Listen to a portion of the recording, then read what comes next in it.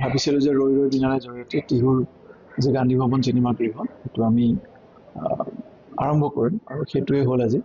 আৰু আমাৰ কাৰণে এটা সৌভাগ্যৰ বিষয় যে এই চিনেমা হলটো যেনেকৈ জুবিনদাৰ সদায় বিচাৰিছিলে অসমত নতুন নতুন চিনেমা হল হওক, এটা নতুন চিনেমা হল জুবিনদাৰ শেহতীয়া চিনেমাখনত আজি অসমৰ ৰাইজৰ কাৰণে অপেনিং হ'ল। এইটো আমাৰ কাৰণে এটা সৌভাগ্য আৰু এটা খুব দুখৰ বিষয়ো হ'ল যে আমি জুবিনদাৰ শেষৰ চিনেমাখন আমি জুবিনদাক দেখিলোঁ এনেকৈ। এইটো সকলো অসমবাসীৰ কাৰণে গধুৰ আৰু খুব বেয়া লগা খবৰ। প্ৰথমতে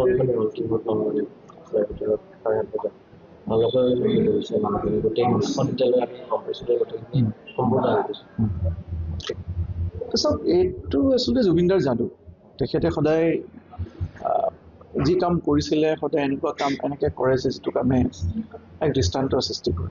ৰৈ ৰৈ বিনালেখনেও এক ইতিহাস সৃষ্টি কৰিলে আৰু সেই ইতিহাসত সোণালী আখৰত অসমীয়া জাতিৰ যি জীৱনগাথা, এই জীৱনগাথা এই ৰৈ ৰৈ বিনালেখনৰ যি লিপি, এই লিপিবদ্ধ হৈ থাকে। ব্যক্তিগত পদক্ষেপ দেখা গৈছে আচলতে জুবিন অনুৰাগীয়ে এখন মানে আসন আচলতে জুবিন গাৰ্গৰ কাৰণে সংৰক্ষণ কৰা দেখা গৈছে ইটিউ গান্ধী ভৱন চিনেমা হলটো। আমি ইতিমধ্যে জুবিনদাৰ কাৰণে ইয়াতে এটা ডাঙৰ ঠাই এটুকুৰা আমি ৰাখিয়ে থৈ দিছোঁ। এণ্ট্ৰিতে আমাৰ জুবিনদাৰ মানে তেখেতক শ্ৰদ্ধা জনাব পৰাকৈ গোটেইখিনি আছে আৰু নিশ্চিতভাৱে আমি এখন আসন ৰাখিম।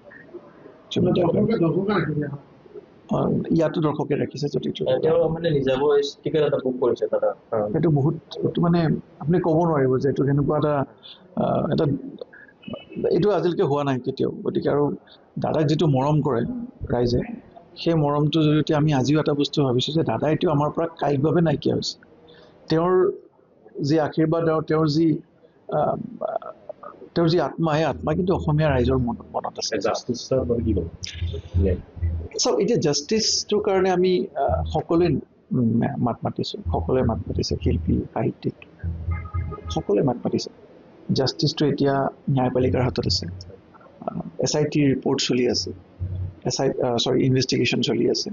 SIT ৰিপৰ্ট ছাবমিট কৰিব। মাননীয় মুখ্যমন্ত্ৰী ডাঙৰীয়াই কৈছে যে SIT ৰিপৰ্ট ছাবমিট কৰাৰ লগে লগে ন্যায়ৰ প্ৰক্ৰিয়াটো হস্তান্তৰ হ'ব ন্যায়পালিকালৈকে।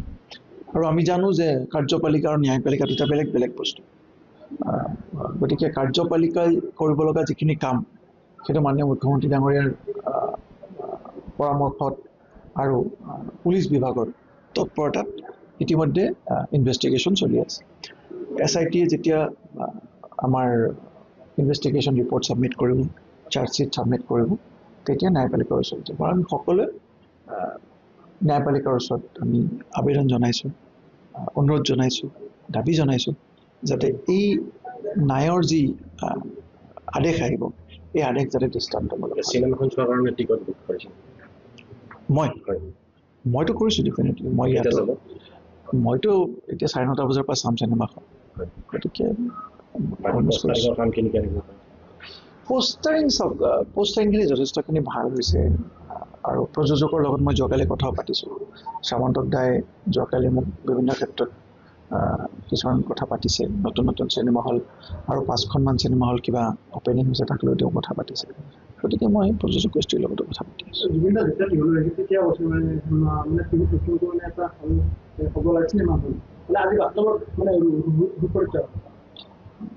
সেইটো এটা আমাৰ কাৰণে সৌভাগ্যৰ বিষয়। মই কৈছোঁ যে টিহুৰ গান্ধী ভৱন চিনেমা হলটোৰ লগত বহুত মানুহৰ আৱেগ জড়িত হৈ আছে আৰু এইটো অসমৰ অন্যতম পুৰণি ছবিগৃহৰ এটা যিটো গান্ধী ভৱন, কিন্তু মাজতে বন্ধ হৈ গ'ল। 25 বছৰ 20 বছৰ 25 বছৰ আজি আমাৰ এই অঞ্চলটোৰ বৃহৎ অঞ্চলটো টিহু অঞ্চলটোৰ ৰাইজে চিনেমা চোৱাৰ পৰা বঞ্চিত হ'ল।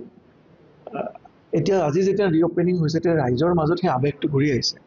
বহুতে ছ'চিয়েল মিডিয়াৰ জৰিয়তে মই দেখিছোঁ লিখিছে যে সৰুতে এই চিনেমা হলটোত আমাৰ চিনেমা চোৱাৰ মনত আছে, এই চিনেমা হলটোত আমি এনেকৈ চিনেমা চাইছিলোঁ, তেনেকৈ চাইছিলোঁ। গতিকে সেই আৱেগটোৰ যি এক নতুনকৈ আৰু ৰাইজৰ মাজলৈ ঘূৰি আছে, এইটো আমাৰ কাৰণে খুব ভাল লগা কথা।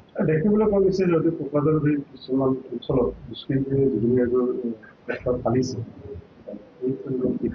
এইটো আটাইতকৈ নিকৃষ্ট মানসিকতা। মই বুজি নাপাওঁ যে এনেকুৱা মূৰ্খবিলাকে কি বুলি ভাবে আচলতে।